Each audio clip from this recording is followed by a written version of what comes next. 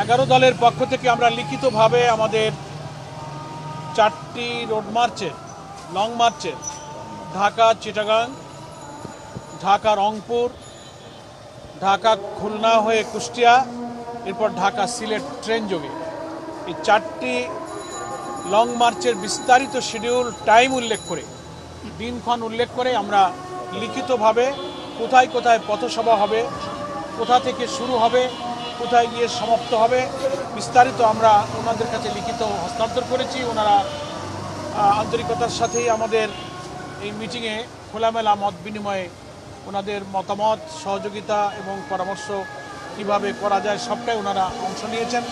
আমাদের পক্ষ থেকেও আমাদের 4টি রুটের যতটা সম্ভাব্য সহযোগিতার আবেদন আমরা করেছি।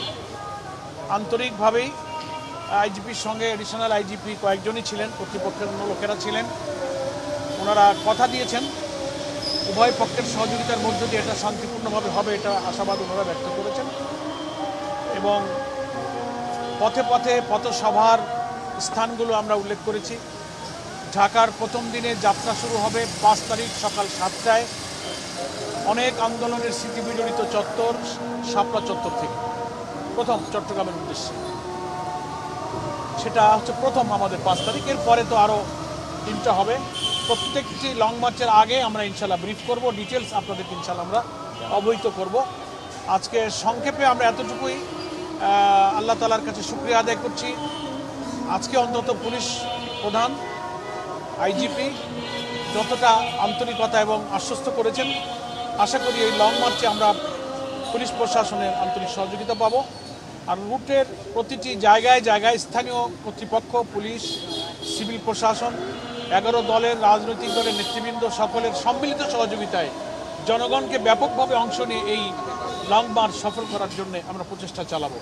এটা আপনাদেরকে ব্রিফ করলাম। গণমাধ্যম কর্মী হিসেবে আপনারা প্রথম থেকেই বাংলাদেশের গণতান্ত্রিক সব সংগ্রাম, মানুষের গণ আকাঙ্ক্ষা পূরণ করা, আমাদের ভোটাধিকার, আমাদের অন্যায় অসত্যের বিরুদ্ধে সংগ্রামে গণমাধ্যম কর্মীরা সবসময়ই ছিলেন। আশা করি 11 দলের এই সংগ্রাম, আমাদের ন্যায্য দাবি, জুলাই সনদের ভিত্তিতে অনুষ্ঠিত গণভোটের গণরায় বাস্তবায়ন, এটা আমাদের এই দাবির প্রথম দাবি। এরপরে তো দ্রব্যমূল্য, বিদ্যুৎ, জ্বালানি সংকট, সার সংকট, আইন শৃঙ্খলার অবনতি, অনেক জনদুর্ভোগ আমাদের এই লং মার্চের দাবির মধ্যে আছে। তো আপনারা আপনাদের গণমাধ্যমের পেশাগত দায়িত্ব পালন করে আশা করি জনগণের এই আন্দোলনের সাথে আপনারাও আপনাদের ভূমিকা রাখবেন।